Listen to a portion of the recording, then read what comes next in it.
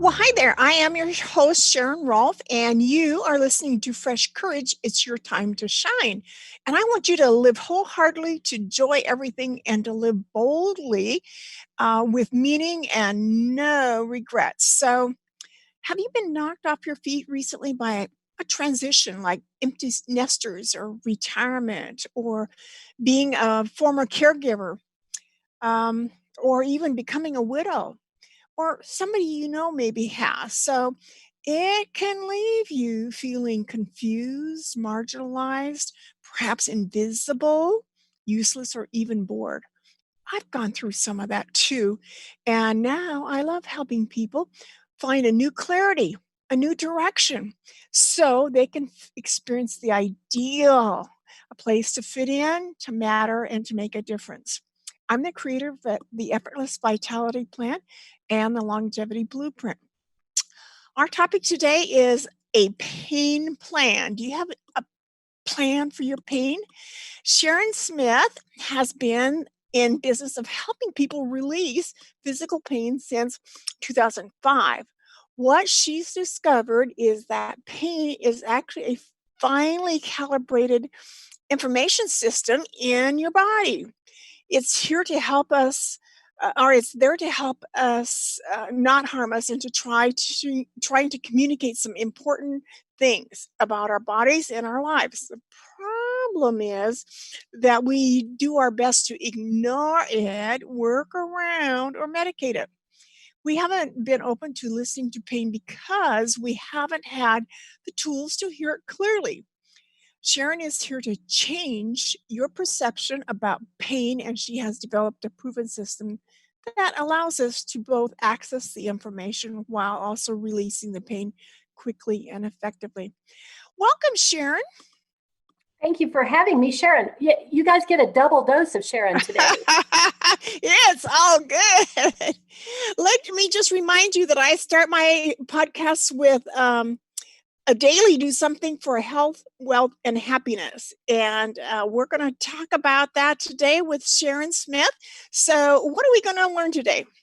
Well, the first thing I'd like to talk to everybody about is what pain really is. And I know that you just did a little bit of that in the intro, but people will come to me and they'll say, "Oh, I'm having pain one place or another. Why is this happening? What is this?" And pain and emotions are completely linked. People ask me about the mind body connection, and I tell them there is no separation. It's complete, it is total. You can't have one without the other. So, the body is the house that we live in. Now, so pain comes to us for a reason. It'll show up to get our attention. And it's actually a pretty cool design when you think about it. It's here to tell us different things, but usually what it's here about is that we're experiencing emotions, usually fear, anger, grief, but we're not processing them appropriately. And we're not designed, human beings are not designed to hold on to those for prolonged periods of time. We are supposed to feel those things. They're a part of our normal emotional makeup and a part of life. But when we hold on to them and don't have a way to process them out, it can cause pain and or dis-ease in the body. So, why is this important or relevant to us or important? Well, I think pain's pretty important. Other than coronavirus, pain is another thing that is going to stop you in your tracks if you ignore it. And we've all had experiences of that. I know that you kind of have a boomer audience, and I loved your intro where it says, if you have some free time on your hands, and hey, I think you've got some wider appeal than you thought today. Everybody's at home with time on their hands.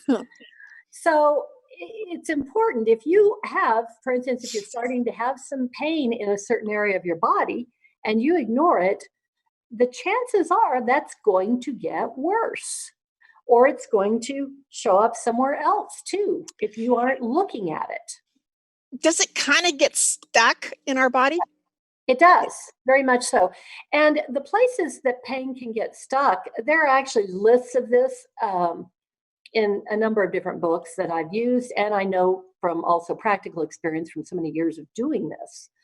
But for instance, a good example in this culture in the West, if someone comes to me and they're having pain in their lower back, about 75% of the time, that is a fear-based thing having to do with money. Now, it doesn't have anything to do with whether or not you have enough to pay your bills. It just has to do with whether or not you're afraid and have fears around money. You might have millions of dollars, but really be afraid of being destitute and losing it. And that can turn up in your back. So when we go in, and I have the client go in and look at what's really there and what the fear is, then we can use that and apply some EFT, emotional freedom technique, or as I just call it, tapping, and quickly release what they've got going on, and the pain goes right along with it. Sometimes in a matter of minutes. It's truly remarkable. So how did you end up as a pain specialist, Sharon? Well, it was, pain is what got me here into this. I bet. I had absolutely no thought of doing this for a living. Absolutely none. But I had chronic hip and lower back pain from the time I was a teenager. And I had tried a lot of things, and acupuncture and chiropractic and all different kinds of things, and many things did help, but the pain always came back. Nothing that I tried was ever a fix for it. And then in 2005, I actually was young and healthy, had a regular yoga practice. I was flexible and in great shape, and I leaned over to put a cup in the dishwasher, and I couldn't straighten up again. And I had, a husband, a big house, 2 little kids, and I was laid out for a whole week with that. And a doctor friend paid a house call and he said, "Oh yeah, you just, it's a disc. You just have a bad back and it'll be okay. Just lie here and take these pills." And so I did. But I was truly frightened I would never be okay again. And I made myself a promise while I was lying there that I was going to figure out exactly why this was happening to me, and I was going to find a way to fix it. And I did. I started looking. Went to work studying and learning and growing, and I started looking, and I had known about tapping for a while. I'd gotten it.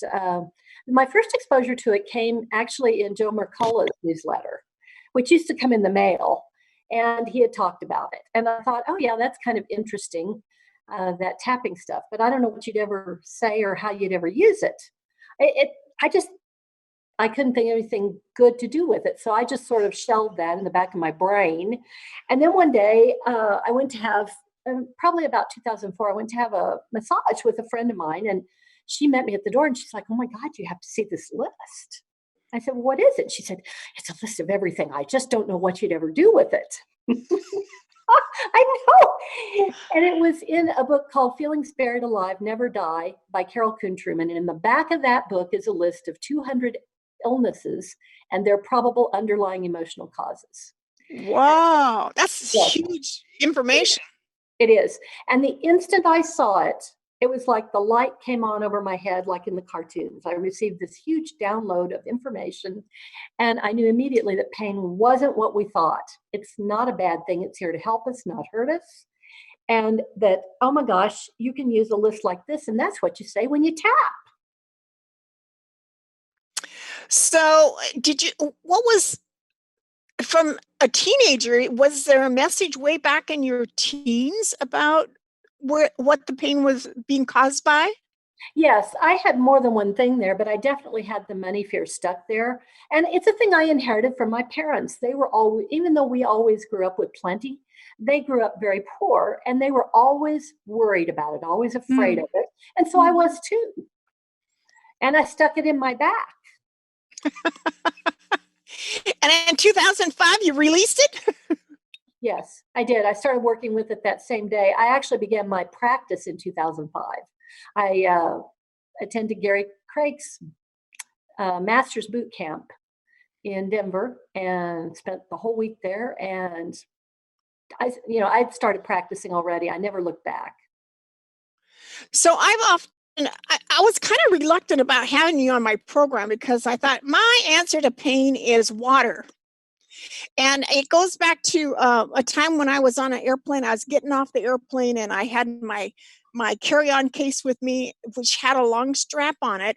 And somehow that strap got under my heel and it tripped me down going down the aisle as I was exiting the airplane. And they had me sit down right away and they brought me a glass of water. And it was like later that I thought, why'd they bring me a glass of water? Well, they somehow knew that water was a good solution to pain, and I still stand by that because I've never spent a day in the hospital, and it's still a good remedy. But there's a lot of people that may need a whole lot more help than water, right?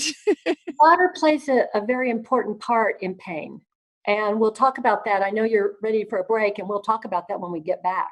It's really fascinating. Okay, well, there's lots to learn. So when we come back, we're going to ask Sharon actually what pain really is. I think she's given us a hint or two here. So stay tuned to Fresh Courage and on Transformation Talk Radio.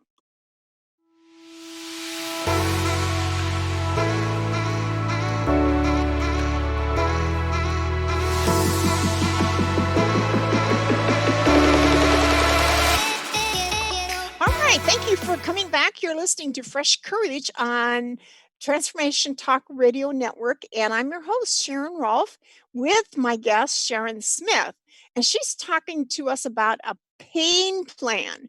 So we started talking about what pain really is. So let's go into that more. What can you tell us about what pain is, Sharon? Well, we talked about that, and I described that. Emotional pain is the precursor to physical pain. So when we're experiencing one of the big three so-called negative emotions, fear, anger, grief, and sadness are the same, it can cause a short in our wiring, in our electrical system. Because we're actually wired, and this is how EFT tapping works to help you with pain. We're wired just like the motherboard on a computer, and the electricity flows through us along our acupuncture meridians. They are an actual schematic of our wiring. Now, people will think EFT looks a little strange, and I would be the first to admit, oh, you bet, it really looks weird when you haven't seen it before. But this is not anything woo-woo, and we are using electricity in a different way. Because if you've ever had an EKG, that isn't weird, that isn't woo-woo, it's measurable, and they're simply measuring the electrical output of your heart. Electroencephalogram, they're measuring electrical brain activity. So we know that this charge exists on our body and flows and moves. But instead of using it as a diagnostic tool, we're going to use it as a self-help tool. Now, we're also wired like the motherboard in a computer, which I mentioned, and we're always running programs in the background. And a lot of those programs are from childhood. So if you're, for instance, you've got programs set up back there that are survival things, and there would be one for fear, for instance. And we're in the middle of something right now. We're in a pandemic. That is definitely something that causes people to be frightened and anxious. And it can trigger that program to really run and kick back into high gear because we think that we're in danger.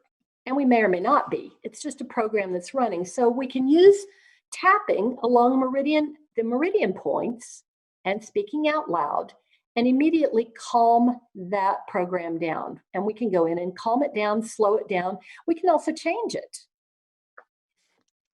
to something better. But I want to speak to water because we are electrical, and you were talking about water and how useful it is. Okay, what happens to a car when the battery's low on fluid and you try to start your car? That's We don't right. go anywhere. Nope. Your car won't start because the battery cannot physically carry a charge because it doesn't have enough water. And the same exact thing happens in our physiology. We have to have water because the electricity in our bodies flows on water. Okay? Now, I want to carry it a little bit further than that because water is actually a live thing. And there was a famous researcher by the name of Masaru Emoto, a Japanese man, And a number of years ago, he discovered something interesting. They were researching and trying to take photographs of water crystals as they were frozen. But they found out kind of by accident that some of the crystals would be symmetrical if they were fresh flowing water, and some were broken and misshapen. For instance, like Tokyo City water. But if they put it in a jar and said good things to it and said, I love you, they could rephotograph those broken crystals and they would have become symmetrical and whole again.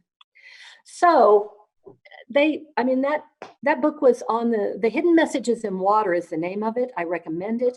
That was on the New York Times bestseller list for over a year. Now, if we understand that water is actually alive in us, what does that say about our self-talk? I mean, we're talking to it all the time. Now, the other thing I want to say about water is that every single drop of it that's ever been here, it's all here on the planet. It hasn't gone anywhere. It's every drop that's in us has been in everything, in dinosaurs and dogs and plants. It's been in the ocean. And it's all still here. And so every single culture all over the planet has handed down through generations clear instructions about giving thanks before you eat and drink. What if that has nothing to do with religion, but what if it has everything to do with requesting a change verbally in the composition of what you're about to consume to better suit your own physiology? That's what water is to us. Well, let's see. The lesson I got from that book was how powerful our words are. And something Yes. you were saying about fear and all these programs running made me think about how that becomes a mindset. The apps become a mindset. So sometimes if we're not listening to our pain, then we've got a mindset that blocks that data, that information. But when we're open to receiving it, I guess one of the reasons maybe I've always been in good health is that I will pay attention to what could be in this mess. Like when I'm going to bed, often I'll get a little bit of a sore throat, and either I'll take some tea to, like a lemon tea or something to, or ginger, or I'll take a little lozenge to calm my. But if it's more than that, maybe I should drink some emergency before I go to bed, so I don't wake up with a cold. So I'm listening and I'm honoring those messages. Where if you say, I don't want to hear it, that's again where that app for maybe fear or anger is not was being blocked, I guess, huh? Right. But you are using external things to help what you're feeling in your throat rather than going in and looking at what's there. And do you want to do a quick exercise and see what you've got there? Would that be fun? Well, what's interesting is that when I first went to college, well, see, it wasn't my first college class. It was part of my behavioral science, but I had a severe sore throat for a whole week. I almost left because it was so severe. And I think it has a lot to do with my voice and what I was to be doing with that training and exercise. Yeah. Sure. And the ability to speak clearly and freely, and whether or not what you're saying is based on love or based on fear, all of those things come into play with it for sure. Mhm. It's your Mhm. throat right there. So Yeah. you want to have a look? Okay. Okay. Okay, and this is for everybody watching and or listening. I do this with clients. This is actually one of the things that's my free gift to you, which we'll talk about in a little bit. I've got 2 videos. The first one takes you through this visualization so that you can see what you've got going on inside your own body. So, and Sharon's not in pain, but we're going to go have a look at her throat because this is a thing that keeps turning up for her. So, all right, so close your eyes, Sharon, and I want you to take a big breath into your nose and hold it and blow it out through your mouth. Good. Now, use your imagination, and I want you to go and move inside that area where your throat is. And just using your imagination, there's no judgment here. It's just us and 9 million other people. I want you to have a look and see what that looks like from the inside. How does it look in there? And just describe what you see. Is it a color, shape, texture? Well, I guess most things in our body are red of some kind or pink. Okay, so red or pink. I want you to just in your mind ask that. Oh, it's coughing. Okay, it's going to talk. I want you to ask it if it's happy. Hmm. Hmm. I just hear pretty much. Okay, all right. Ask it if it needs anything. Oh, doesn't need anything. Hmm.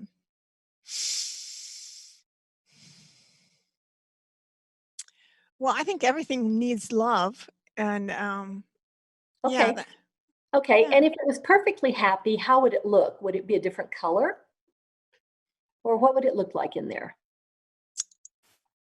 Um, I guess I'd like to be white. Okay. All right. Open your eyes and let's just do a minute here. Let's just start out on the outside of the hand. And for those of you who are listening, we're going to tap through some acupuncture meridian endpoints. And I'll try and remember to talk out loud for those of you who can't see us. So just on the outside of the hand, Sharon, just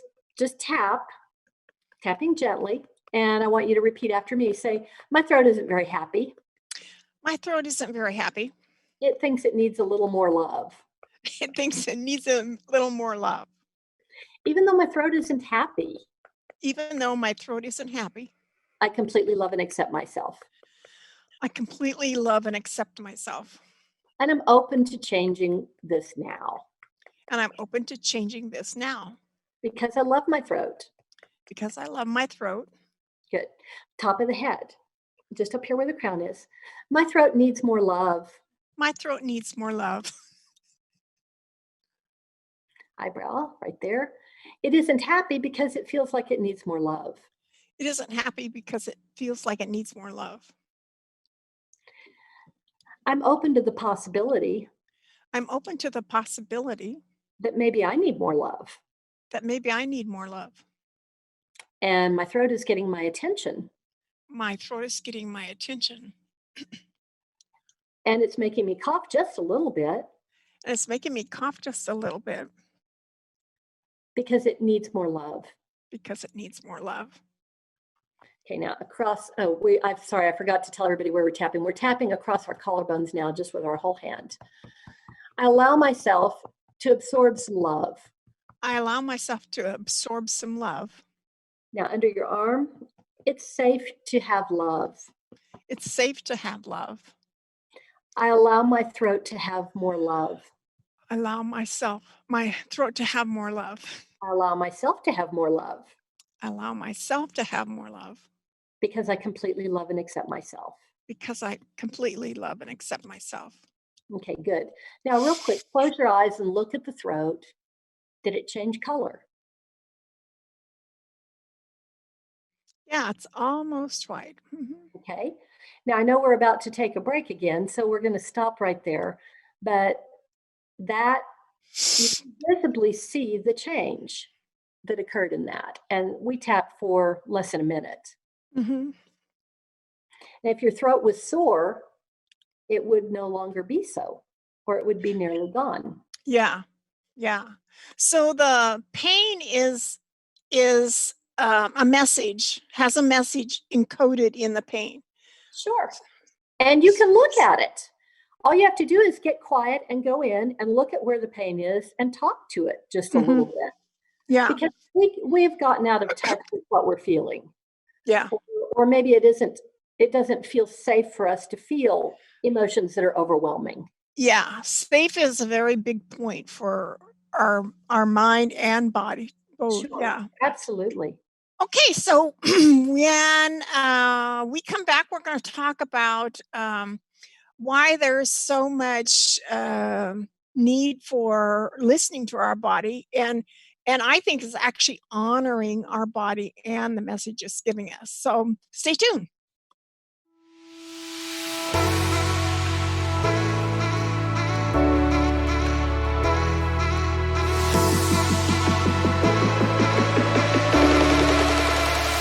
Okay, thanks for coming back to Fresh Courage. It's your time to shine on Transformation Talk Radio. And this is your host, Sharon Rolph, with my guest, Sharon Smith. And we're talking about a pain plan. So, what do you recommend people have what plan they should have for pain, Sharon? Well, I recommend using some tapping on a regular basis to keep yourself emotionally clear and calm, to keep your cortisol levels down, to keep your stress level down. And you can do that very easily. And it's especially important right now while we have COVID-19 all over the world. We want to keep ourselves calm and our cortisol levels low because that boosts our immunity. And that's something that we very much want to do right now.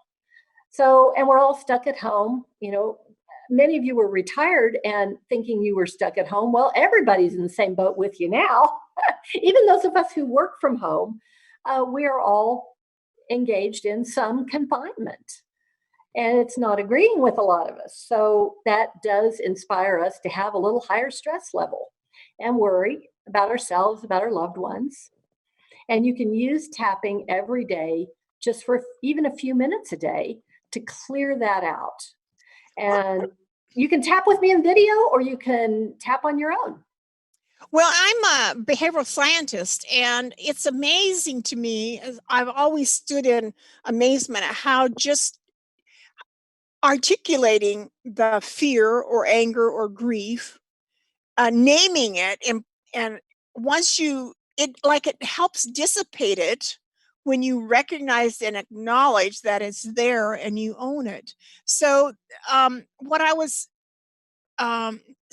starting to learn about tapping is that if speaking about it like you did with me, that is dissipating the anxiety or the we're naming it and paying it attention. I guess it's a way of honoring it by naming it. You're clearing it out through your electrical system. Okay. This actually clears it at a cellular level because the electricity is all through your body. And it's just like you're accessing your electrical system when you are tapping. It is a tool that you can use to help yourself all the time. And there are a lot of us who practice and work in video. I have over 80 free videos on my YouTube channel, and you are welcome to tap along with these. There are a lot of great practitioners. Brad Yates he's made, I believe, almost 1,000 videos. I haven't been working in video nearly as long as he has, but if you're unsure about what to say, and that was what I was unsure of when I first knew about this, then by all means, go and look on YouTube and find somebody, one of us, me or someone else, that you feel good about tapping with, and do it and help yourself every day. It doesn't take long. Yeah, so the dissipating, and I always like the question that you and our friend Pamela does. I wonder if it's possible. Yeah. And there's a ton of things that's possible if we got those mindsets blown open with what else we could have instead. Absolutely. And if I could, I'd like to do some tapping with you in the audience for this incredible event that we're in the middle of that has taken over our entire world and caused all of us to stop. Would you be interested in doing a little Sure. pandemic tapping? We're not even going to do a setup. We're just going to start tapping on the top of the head. And all of you at home, please do this with us. We're in the middle of a pandemic. We're in the middle of a pandemic. And it doesn't look very good. Now I go to the eyebrow. It looks really awful and scary. It looks really awful and scary. I wonder if it's possible. That there's another way to look at this. I wonder if it's possible I wonder if it's possible that this thing happened for a reason, that this happened for a reason, to make us be still to make us be still and to give us the time to connect and to give us the time to connect with our inner selves with our inner selves and collarbone and with the divine and with the divine and also with each other. and also with each other.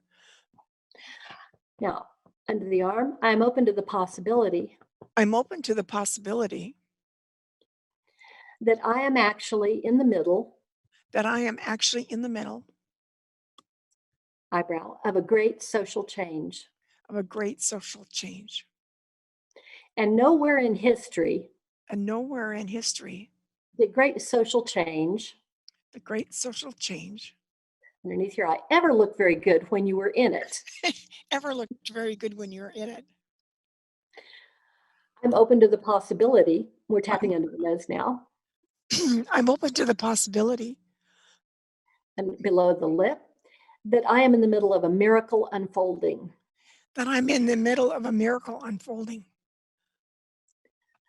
Collarbones, and I am actually a part of it. And I'm actually a part of it. And I get to choose some new things.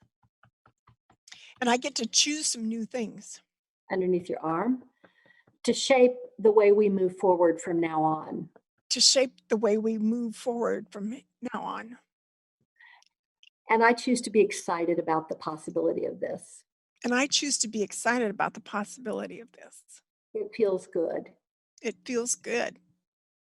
Okay, now just take a big breath and blow it out.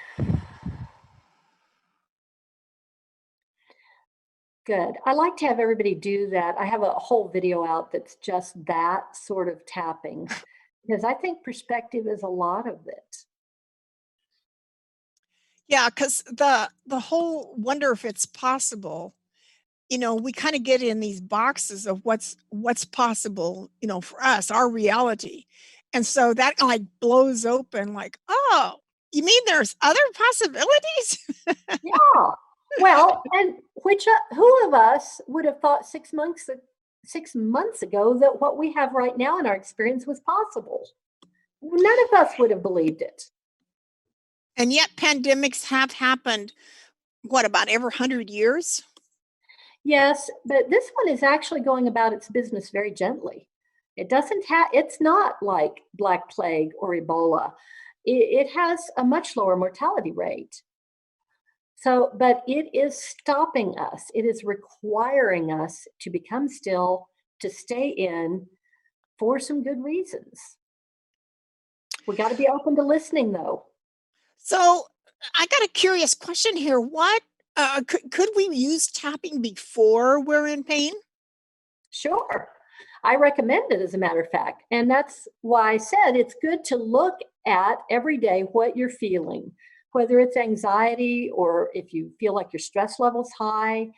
I want you to go in and look. If you're experiencing sadness, and there is certainly a lot of that, grief over anything, grief even over thinking maybe our way of life has changed permanently, and it may or may not have. But when you're feeling those things, go in and tap either for yourself or with one of my videos, and let's release that so that it doesn't turn into something that moves into your physical experience in the form of pain.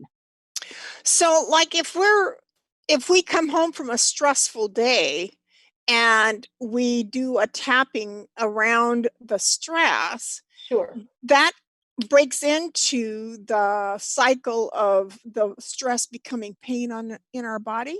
Yeah, it does. It will stop it.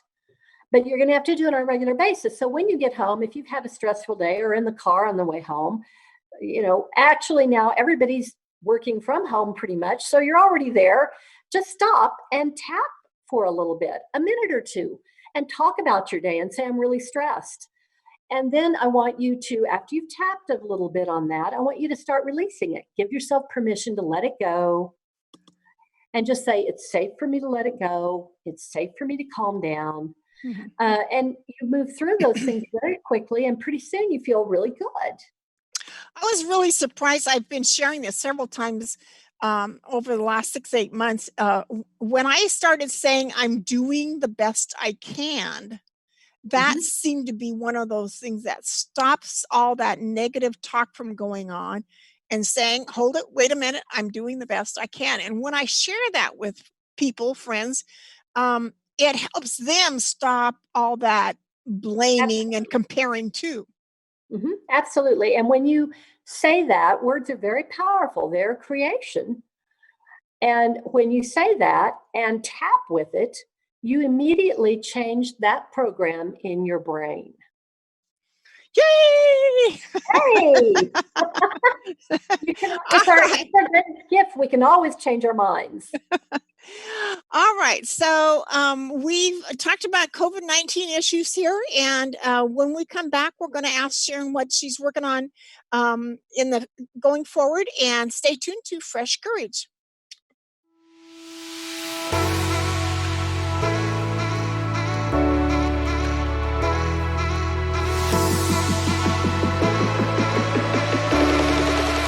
All right. Thank you for coming back. This is your host, Sharon Rolph, on the Fresh Courage podcast on Transformation Talk Radio.